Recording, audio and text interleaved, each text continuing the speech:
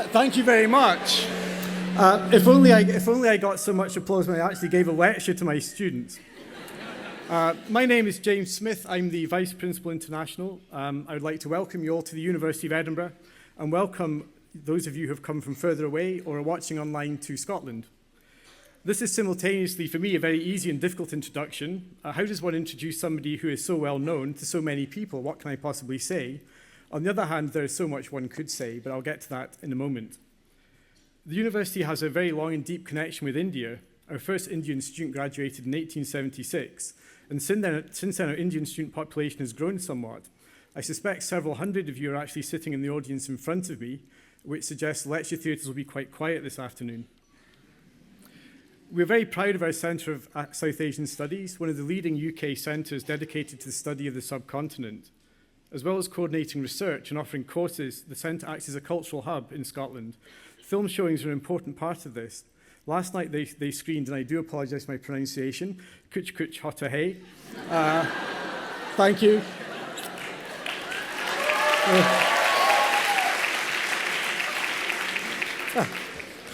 I can do more, but let's just move on. Of course, that was part of this. That was part of the plan. We're also very proud of our research and our teaching partnerships in India. And in 2010, we launched our Indian Liaison Office in Mumbai to support and sustain these relationships. And I have my colleagues from that office sitting here. There are countless examples of collaborative, innovative partnerships that span our research in India, from stem cells to Sanskrit, from animal health to antimicrobial resistance, and from Wi-Fi to educational leadership. India has long been, is, and will continue to grow as one of our most important partner countries, and the focus of the University of Edinburgh's engagement with India will continue to be creativity through collaboration. There's similarly a long and strong connection between Scotland and India, but given today's guest, and I know you don't really want to listen to me, but that's another story, I will restrict myself to talking only about set jetting, where fans visit locations having seen them in their favourite movies. Scotland's castles, landscapes and whiskey are part of this allure, but apparently and surprisingly, so too is the weather. My colleagues from Mumbai assure me that it is, and I quote, amazing, and I'm frankly amazed. Maybe they're just jet lagged. This year, Scotland was voted the world's best cinematic destination in a poll run by USA Today.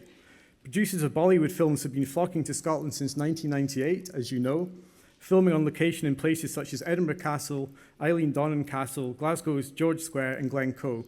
Given today's events, I think there may be an SRK and university film location opportunity that we have to explore. Visit Scotland has produced a special online map, Bollywood Scotland, to encourage visitors to dance in the footsteps of their favourite Bollywood stars by highlighting dozens of Scottish backdrops and locations to some of their favourite films. So, now we're on to Bollywood stars. I'm delighted to be able to welcome Shahrukhh Khan to the university.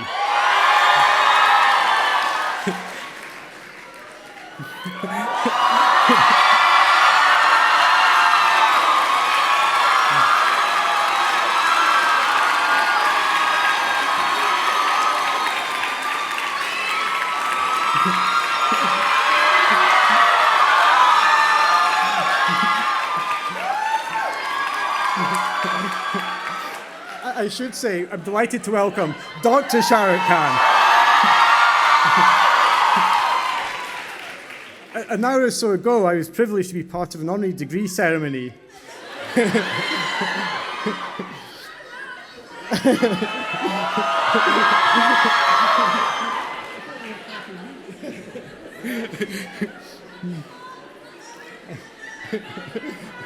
can't finish that. I'm actually finding this quite disturbing now, but I'll continue. One more minute, please. One more minute. I was delighted to be part of an honorary degree ceremony where Dr. Shahrukhh Khan received his degree. Of course, he starred in many, many well-loved Bollywood films, and that's part of the reason why we were celebrating and acknowledging him today. But he's also been described by the Los Angeles Times as perhaps the world's biggest movie star, and has been named by Newsweek as one of the 50 most influential people in the world. I think it's really important to acknowledge that he's used this influence to outstanding effect. He's a deep commitment to improving child education and public health in India. He's adopted a dozen villages as part of the solar energy project Lighting a Billion Lives to provide them with electricity. He's worked to improve the living conditions and rights of underprivileged people across India. And exactly 2 years ago, he established the Mir Foundation, named after his father, which supports female victims of burns and acid attacks. Ladies and gentlemen, it gives me enormous pleasure to introduce to you Dr. Shahrukhh Khan.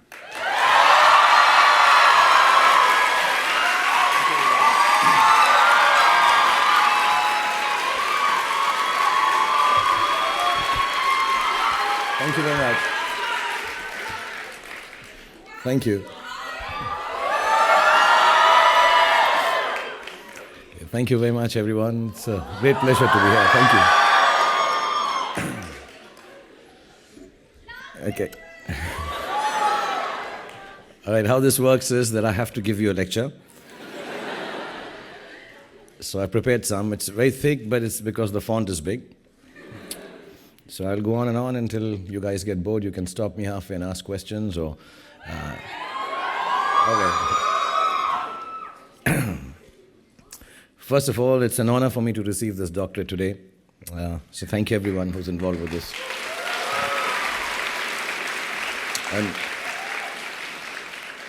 And humbled is a word often used by people in my profession. You know, you meet actors, they'll go, I'm very humbled, we all.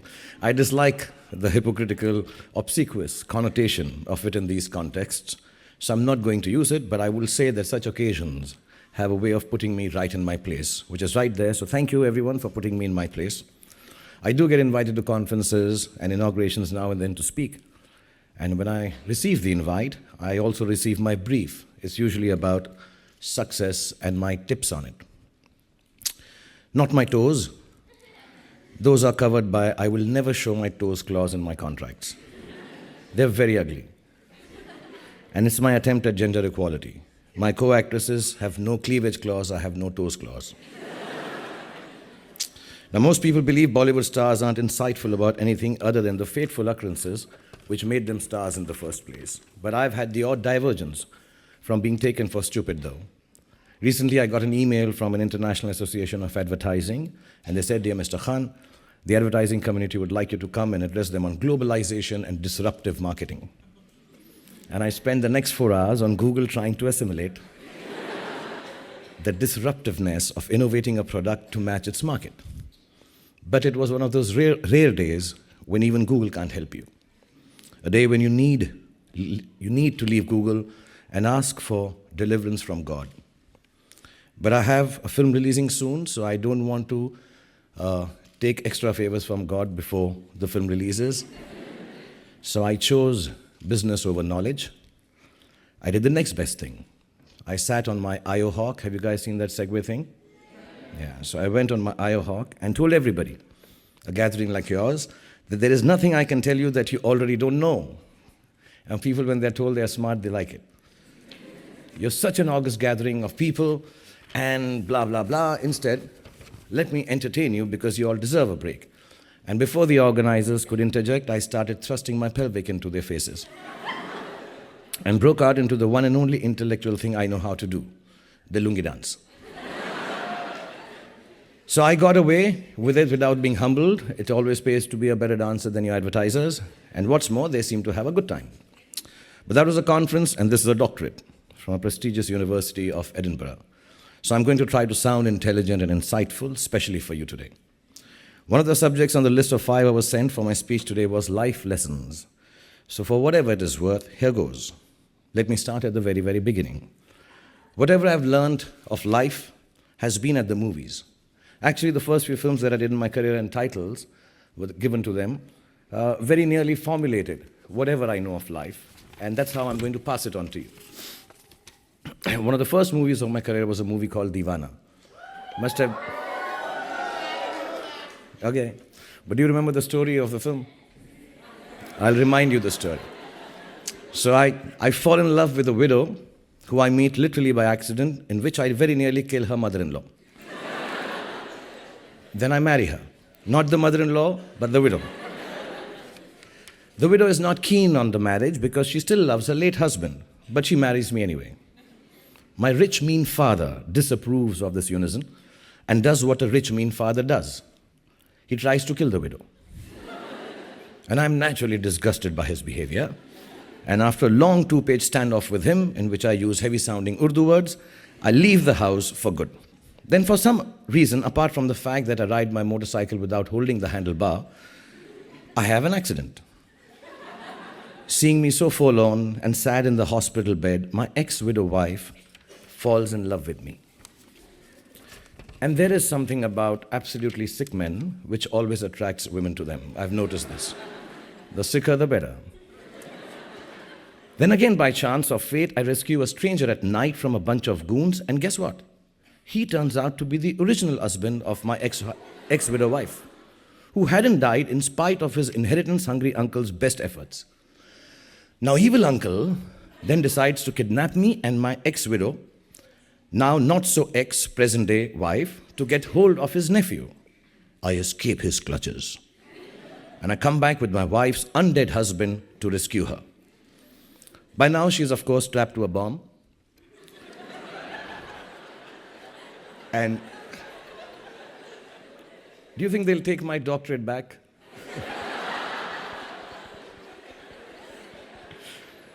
Well, she's strapped, of course, to a bomb, and after a liberal round of fist fighting, kicking and screaming, the evil uncle is blown to smithereens by the very same bomb that he had strapped on status-confused lady of the film. But not before the sacrificial ex-husband had done a kamikaze, unstrapping his ex-wife and set the bomb off, killing himself in the bargain. All obstacles removed, our hero lives happily ever after with his beloved wife. I'm not sure why the movie was called Deewana, which in Hindi means madness of a particularly nice or romantic kind. But I have a feeling it had something to do with the guy who wrote the plot. So here's my first life lesson, inspired by the movie title Deewana. Madness of the particularly nice or romantic kind is an absolute prerequisite to a happy and successful life. Don't ever treat your little insanities as if they're aberrations that ought to be hidden from the rest of the world. Acknowledge them and use them to define your own way of living, the only life you have. All the most beautiful people in the world, the most creative, the ones who led revolutions, who discovered and invented things, did so because they embraced their own idiosyncrasies. There's no such thing as normal. Normal is just another word for lifeless. Soon after I acted in Deewana, I became the hapless hero of a movie called Chamatkar. This movie had a more believable plotline. I get cheated of all my money by my best friend / conman and find myself asleep in a graveyard only to be awakened by the ghost of a murdered mobster. A ghost that only I can see and nobody else can. I am very perceptive that way. Anyway, the mobster ghost helps me get a job as a teacher through his ghostly good offices. I fall in love with his daughter, of course, from a wife that has passed on after being duped by the flunky of the mobster. Together, the ghost and I organize a cricket match. Yes, I was doing that even before I owned a cricket team. And avenge the various misdeeds done to us by bashing up the flunky and the con man. Then we forgive them because we have a good heart and let each other descend into their respective abodes, where we belong in the first place. He goes back to the grave, I go away with the babe. Now, Chamatkar means miracle, right and straightforward without any nuances. So my next lesson is the following. If you ever find yourself cheated of all your money and sleeping on a grave, do not fear. A miracle is near, either that or a ghost. But all you have to do is fall asleep, trust me. In other words, no matter how bad it gets, life is the miracle you are searching for. There is no other one around the corner. Develop the faith in it to let it take its own course. Make all the efforts you can to abide by its beauty, and it will not let you down. Use every resource you have been given, your mental faculties, the ability of your heart to love, and feel for those around you, your health and good fortune, all of the thousands of gifts life has given you to their maximum potential. Honor your life, please. Honor each gift and each moment by not laying it to waste.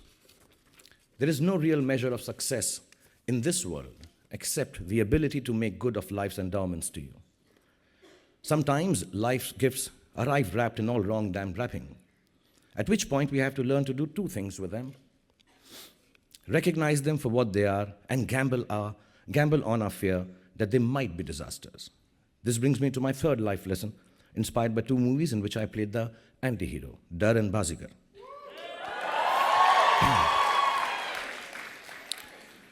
Okay, those stories I won't tell you. You seem to know them. But 20 years ago in the movies, roles were very clearly defined. They provided the security of your stardom in a sense. If you'd been successfully playing an angry young man, you'd pretty much be angry and young for the rest of your life. If you'd been a police inspector in 3 movies, odds were you'd be in the next 33 too. This applied to female actresses also. Wives were wives, seductresses were seductresses, mother-in-laws were mother-in-laws, and so on and so forth. Few actors would have willingly switched from romantic heroes to obsessively violent lovers. I took the leap not because I was particularly brave, but because a very dear director friend of mine sat me down and told me I was extremely ugly. And being ugly necessarily meant, I know, now I know.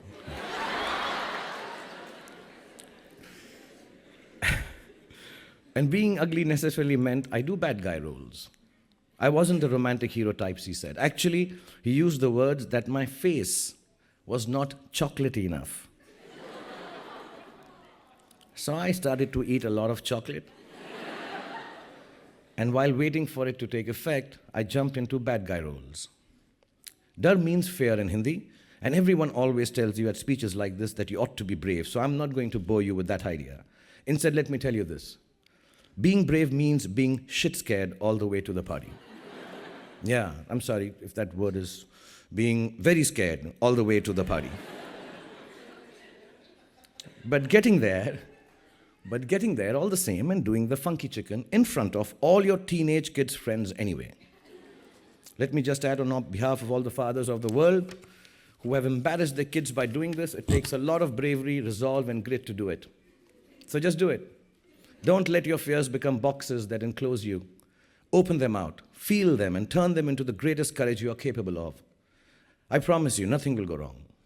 But if you live by your fears, everything that can possibly go wrong will go wrong. And you won't even have done the funky chicken. While we are on that, I do it. I do everything for you. I'm a doctor now.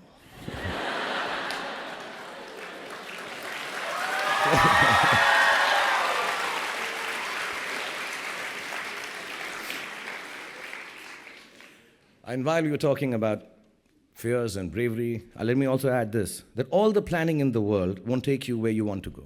And it's fine not to know what you want to be 20 years from now. Most of those who had it all figured out become bankers anyway. I'm sorry. This goes live on YouTube. My big next loan for the film is finished from my friendly neighborhood banker. Okay, I did a movie once called Kabhi Haan Kabhi Na, in which I was, one of my favorite films actually, and in which I was the victim of a lover's confusion, and my next lesson is precisely that. It's okay to be confused. Confusion is the root to all the clarity in the world.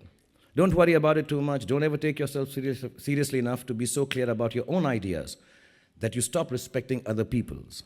Our values are our values. They don't make us any better than anyone else. At best, they just make us different. Always try to see the other person's truth, because like every movie has a story, every human being has one too, and you have no right to imagine that yours is better than anyone else's. You can leave that silliness to my esteemed colleagues and me. And if you thought the last 2 stories I told you were crazy, here's another one in the reckoning for the Oscar for weirdest screenplay. Guddu. Yes, Guddu was my name in a movie. I hardly look like a Guddu, but they still named me Guddu. About loving and giving, in which basically I have an accident, yes, another one. But this time, instead of almost wiping out my future mother-in-law, I wipe out my girlfriend's eyes. Many convoluted subplots, including a life-threatening brain tumor to me, a legal battle for the right to donate organs, and a fast on to death by my mother, my scientific lawyer father, my mother and I are battling over which one of us will donate our eyes to my blind girlfriend.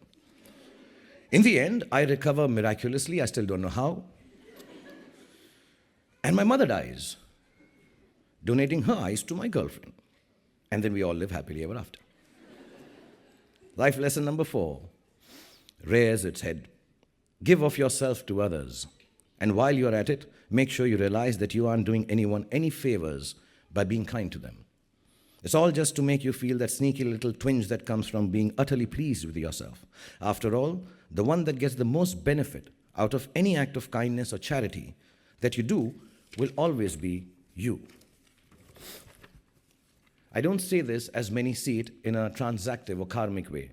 It's not an I do good, I get benefit equation with some white-bearded figure taking notes from the heavens above. It's a simple truth. An act of goodness becomes worthless when you assign a brownie point to yourself for it, no matter how subtly you allow yourself to do so. As benevolent as your gesture might be, someone else could have made it too. Regardless of how rich, successful, and famous you become, don't ever underestimate the grace that other people bestow upon you just by being the recipient of your kindnesses. You might be able to buy your friend a rose for his or her birthday, but it's no substitute for a patient hearing of your sulky rants on a bad hair day. Sometimes things just happen, as encapsulated in another movie title of mine, Kuch Kuch Hota Hai. And you know what? They don't always add up. So my fifth lesson is this. When life hits you with all the force of its resplendent rage, the rose isn't going to give you comfort. A friend's grace will. And if you can't find resolution as easily as you would like to, please don't panic. Everything evolves as you go along. Even disasters eventually resolve themselves. Give life the space to move at its own pace, pushing it ahead only by way of being kind to yourself when you're hurting or in despair. And you will be hurting and despairing a lot in this lifetime. You don't always have to figure things out or find an explanation for the circumstances you are in. It's more prudent to accept that sometimes there just isn't one. Ram Jane, God knows, that's what it means, as we say in Hindi, and as a priest responded to my orphan child character when I asked him what my name was in a movie of the same appellation. The boy plodded through 3 entire hours of film referring to himself by that fatalistic phrase, and why not? Who says that what we call ourselves is any definition of who we really are? And that's lesson number 6 for you. All the names you give yourself, or those that others call you, are just labels. You're not defined by them, no matter how flattering or uncomplimentary they are. What defines you genuinely is your heart. Ask or read about the artist formerly known as Prince, and you'll learn a thing or two from him, if you don't believe this insanely sexy Indian superstar telling you so. But I genuinely say this out of experience, because if I was to go by what I'm called on the social media, I would be an old, desperate, manipulative has-been star who swings both ways, making crap movies. And these are just the good mentions. If you aren't charged about doing something, if you don't have what in Hindi we call josh, the fire in your belly for it, then don't do it. It's a waste of your time and, more importantly, of those who pin their hopes on your endeavors too. Redefine yourself if you have to, but do it on your own terms and just get on with it. In fact, like my character in the movie, my name is Khan, if you've seen it. Don't forget where you came from. Please don't forget where you came from and who you really are. It ought to be the compass by which you navigate through life's vicissitudes. The north that keeps you oriented despite a series of misfortunes or a shower of privilege. One of the biggest hits I made was an unexpected one, and for once the plot was neither meandering nor barking mad. I was the coach of a beleaguered women's hockey team.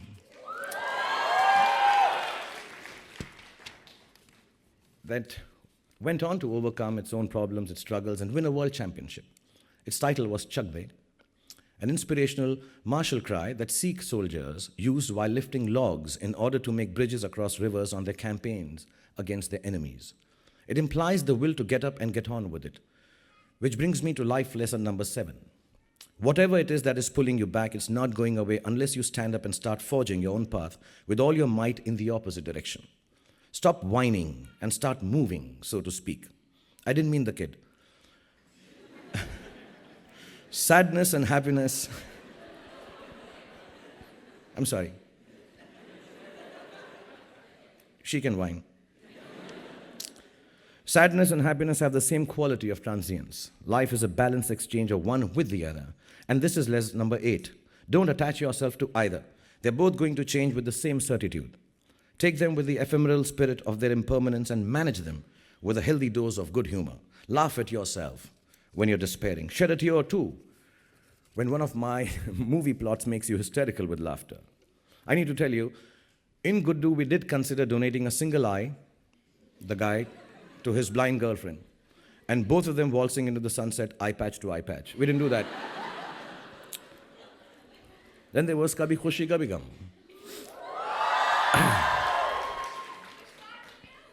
Yes. It means to be happy sometimes and sad others is the very beauty of a life lived in full measure.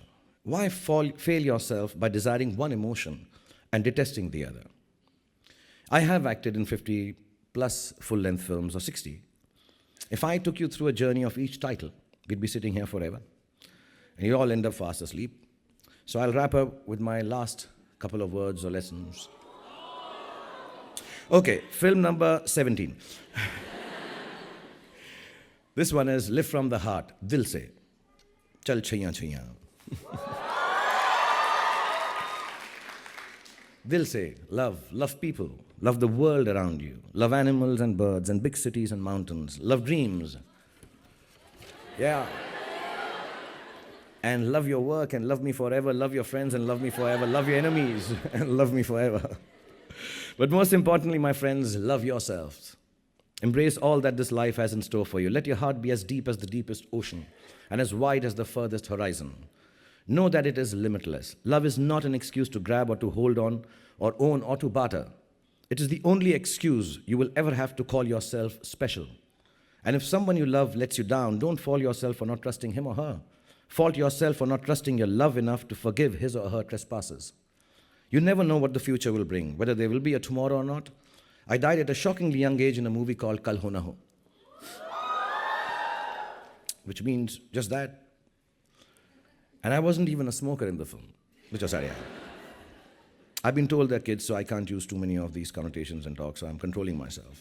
But I never let my two older children watch it to the end. We even filmed, I asked her and my friend to a whole alternate ending specially for them. But now they have grown up, and they're nearly as grown up as you are. They will soon be embarking on a wondrous journey of their own, like most of you are. Instead of trying to protect them from life, the wiser and older version of me grabs every chance to tell them, live as hard as you can in this very moment. Live now, live today. You may not see it with your youthful eyes, but now is as much time as you will ever get. Because tomorrow, we will all be dead. And just in case there is no cycle of rebirth, etc., why take a chance? I don't want to end this on a cynical note by reminding you about the reality of death. I want to let you all know that how important your today is. Your now is. Study hard, work hard, play harder. Don't be bound by rules. Don't hurt anybody. Never grow up and never, ever live somebody else's dream.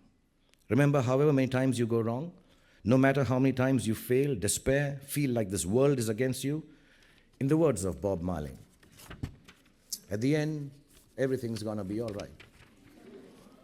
And in my words, Hindi फिल्मों की तरह life में भी अंत में सब कुछ ठीक हो जाता है, और अगर ठीक ना हो तो वो अंत नहीं है, पिक्चर अभी बाकी है मेरे पास. So all you kids here, please take it as the only truth you need to know. In the end, everything will be all right. Take it and believe it, because the most, and this I say honestly, the most unlikely actor to make it in Bollywood is telling you so. The most romantic hero who doesn't look anything like chocolate or taste like it. Thank you very much. I wish you all the best in your lives. These are the only life lessons I can give you. And I'm open to you if you guys want to ask me something, or I don't know what the protocol is. If you just hold on for a minute, we have polled the South Asian students in the University of Edinburgh, and we do have a set of questions for you, Dr. Khan. But I'm going to kick off with one of my own. I've taught the history of Indian nationalism and researched the history of Indian overseas migration at the University of Edinburgh for the last 25 years. One of your best loved films, and my personal favourites, was Swadesh.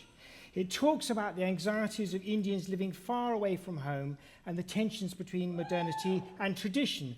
The same theme is touched upon famously in DDJL and Kabhi Khushi Kabhi Gum and so many of your other films. Looking forward, do you think these differences can be reconciled in a positive way, or will there always be difficulties? Should I speak on this? You know, I did these films thinking they're just entertaining. You intellectualize them so much.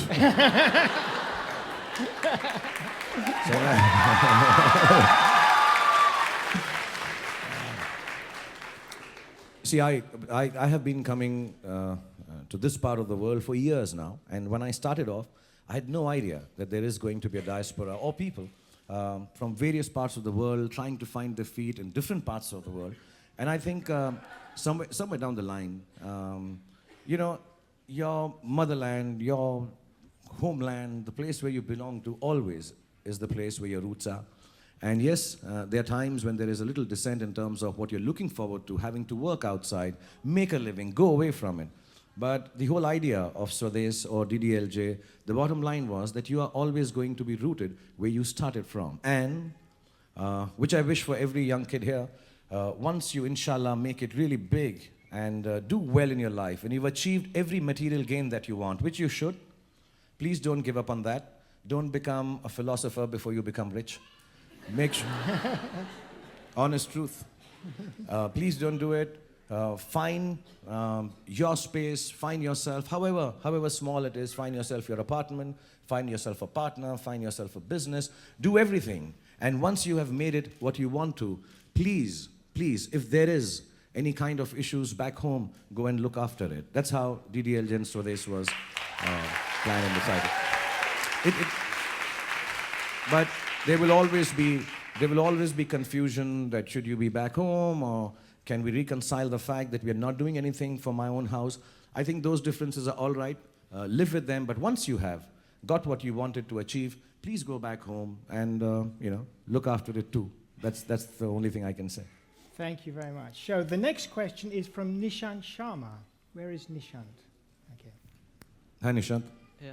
Sir, I would like to ask you, as a global brand ambassador of Indian cinema, how do you think we can promote and strengthen the ties between India and Scotland?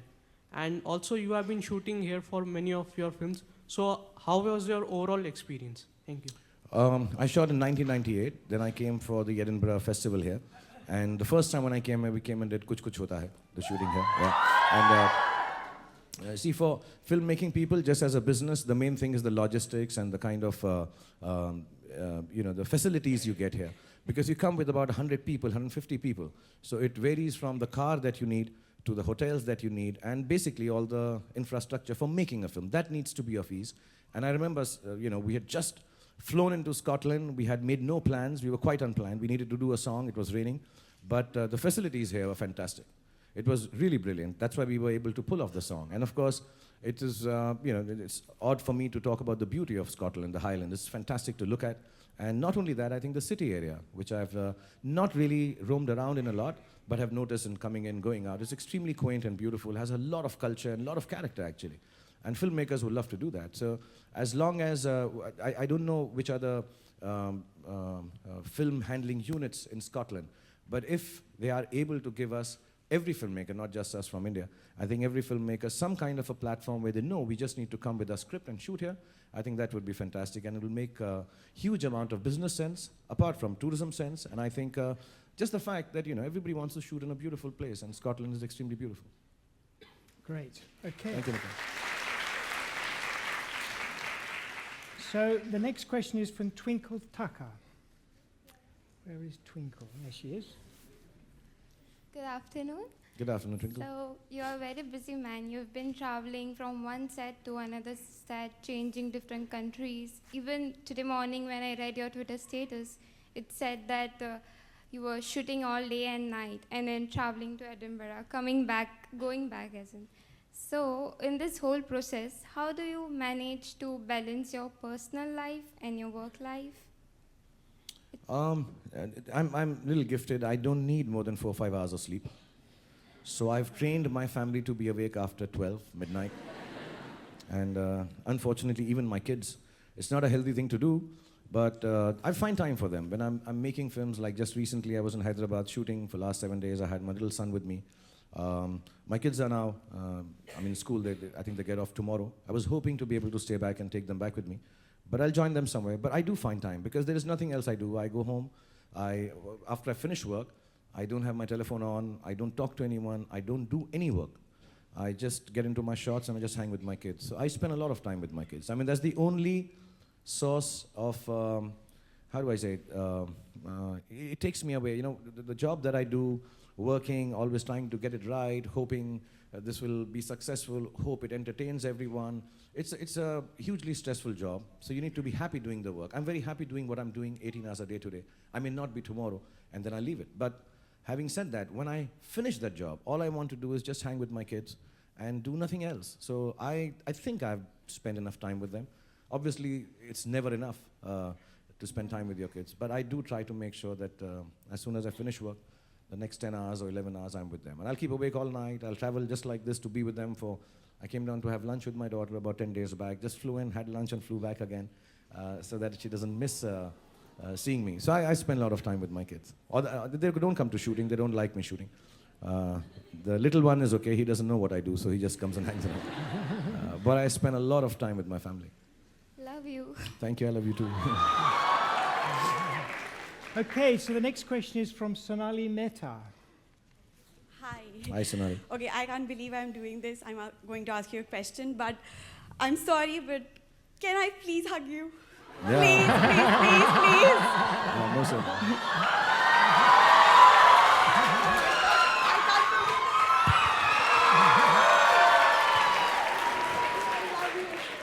You're my role model, you're everything. Oh my God, I'm shaking.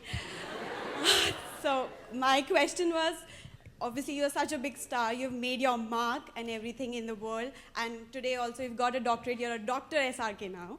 So what have been the main highlights? Like if you can just tell it in a gist, what have been the main highlights of the journey that you've had? I think for an actor, the main highlight is, you know, I normally don't get to see my own films. I finish them and then move on to the other. Because any kind of attachment to a film, I think, is regressive. I mean, any kind of attachment to your own art is extremely regressive. I think you should just move on. I've been told, and I say this often, that the art is important on its own, the artist is not. So my reaction to it, relation to it, I want to disengage and move on. But I think the biggest highlight always is, you know, you make a film, you make a presentation, you go somewhere, and you see a lot of smiling faces. It's not been the business part of it. Sometimes because of the company, yes, you feel nice. But I think the greatest happiness I have is, you know, there's a film and you watch it with 600-700 people in a dark room, and you know this is working for everyone. You know, I remember, I'll tell you a small story of Chak De. I finished the film, and we all saw the film, and some of the nicest minds had made the film. I really want to point this out, that the acknowledgement, when I get a doctorate like this, I am actually taking it on behalf of hundreds of people who are responsible for making me who I am. I'm just the face, so I come and take these awards and all these honors. But these people have worked really hard. So in Chak De, we had the brightest minds making a film. We had these young girls who had worked 6 months on learning how to play hockey. We had Adi Chopra, the producer. We had Shimit. We had Jaideep. We had the nicest talent making this film. And Mr. Yash Chopra backing it. I'm acting in it. And then we went and saw the film. And I remember the first screening of the film, we all looked at it and we thought it was the worst film we've ever made in our lives.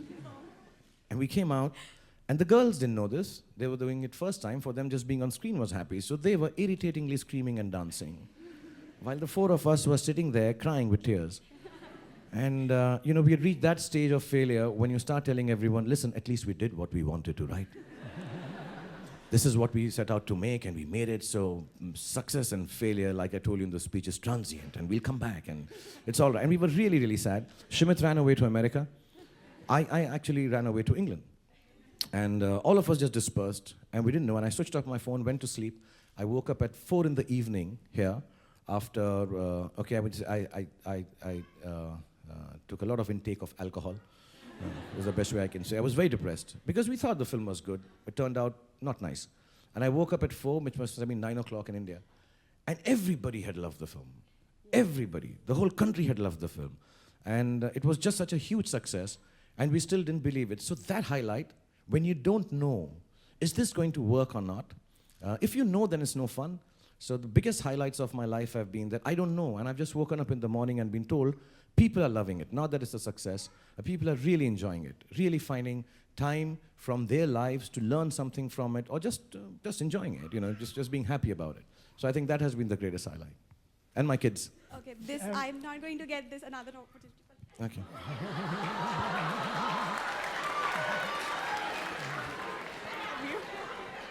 I think I feel Sonali didn't even hear what I told her. So the next question is from Anindita Jaiswal. Sorry? Anindita Jaiswal. Anindita, yeah. Hi, Anindita. Good evening, sir. Good evening. My question given that we were on life lessons, in terms of real life connect, what do you perceive to be the objectives that cinema should attain? And if so, how do they differ in the context of commercial cinema, which you have been most popular with, vis-a-vis art films or documentaries, or films a little off track in terms of like Paheli, which you have done? So how do the objectives, do they differ in terms of cinema that because you're young people and you might be making films, so I'll be very honest with you. Whenever you're making a film, the motivation is, of course, to tell a good story as much as you can. Sometimes it is tainted. Sometimes it's just the opportunity. You get a good star cast and you say, let's just go for it. In the real world, these considerations do crop up. It's not so utopian that you sit down and say, a film should say something, talk to me. It should leave me with more than an empty pack of popcorn. No. Sometimes you just make that kind of film and say, this is it.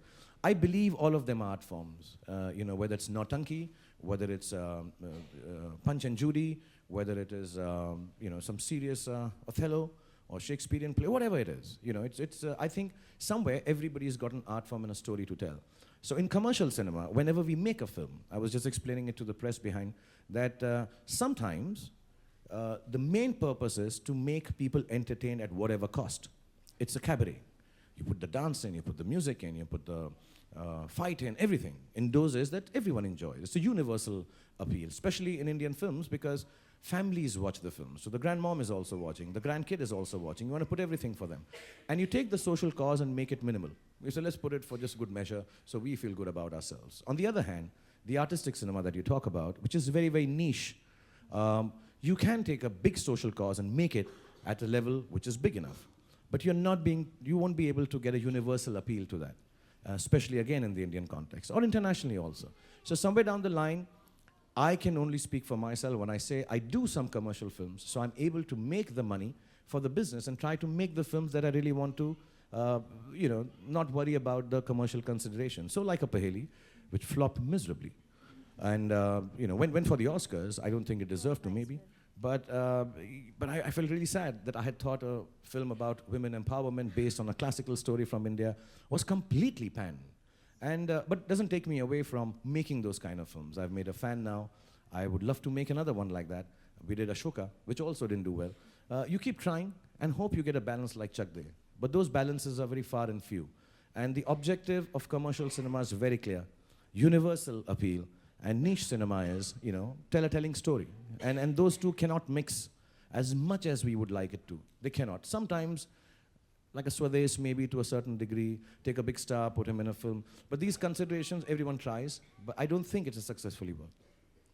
Thank you so much. All right, Anita. Okay, so now we have a special treat. We have our own dance company, Dance Ihayami, who are a Scottish fusion dance troupe, who are going to come onto the stage now and perform their version of Bollywood dance for your entertainment. Oh, wonderful, thank you. Okay, so Dance Ihayami. Come on.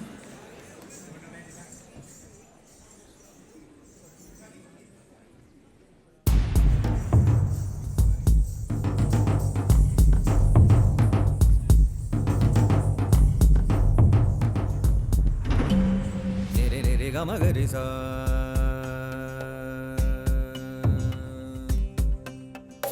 Nere Gamarisa Nere Gamarisa Nere Gamada Magari Magarisa Nere Gamarisa Nere Gamada Magari Magarisa Nere Gamarisa Nere Gamada Madani Madada Gamada Magari Magarisa Nere Gamarisa Niri gama da ma da ni ni ma da da gama da ma ga ri ri ma ga ri sa. Niri niri gama ga ri sa.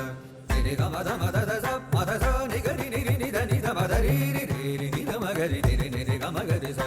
Niri gama da ma da da sa ma da sa ni ga ri ni ri ni da ni da ma da ri ri ri ri ni da ma ga ri niri niri gama ga ri sa. Niri niri gama ga ri sa. Niri niri gama ga ri sa.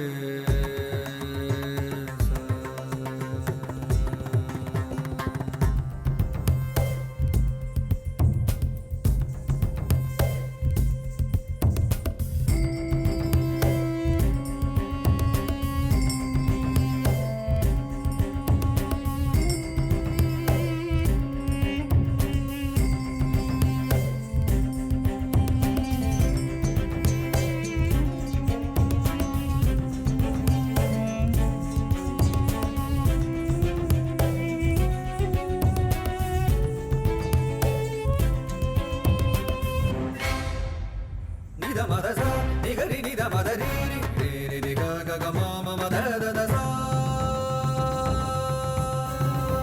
Nida ma da sa, ni ga ri ni da ma da ri ri ri ri ri ga ga ga ma ma ma da da da sa. Na da ni do, da ni do, o da da da da da ni da ni o da da da da da do. Na da ni do, da ni do, o da da da da da ni da ni o da da da da da do.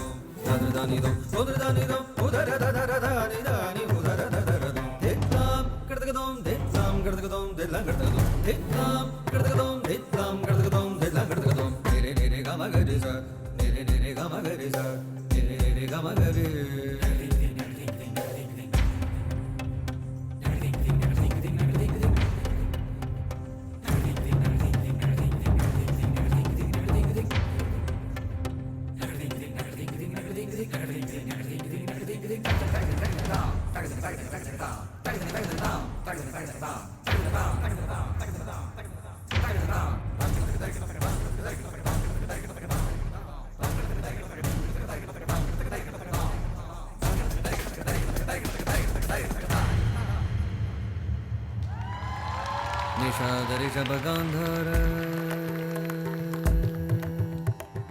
निषादरिषभगान्धार मध्यम निषादरिषभगान्धार मध्यम दैव दशज्ज निषादरिषभगान्धार मध्यम दैव दशज्ज पञ्चमोदात्तानुदात्त स्वरित प्रजय प्रणवागार निषादरिषभगान्धार मध्यम दैव दशज्ज पञ्चमोदात्तानुदात्त स्वरित प्रजय प्रणवागार नित्य निरामय निर्मल निगमान्द प्रतिपाद्य निरुपम निरवधि निराशा निरञ्जन निर्गुण ब्रह्मासि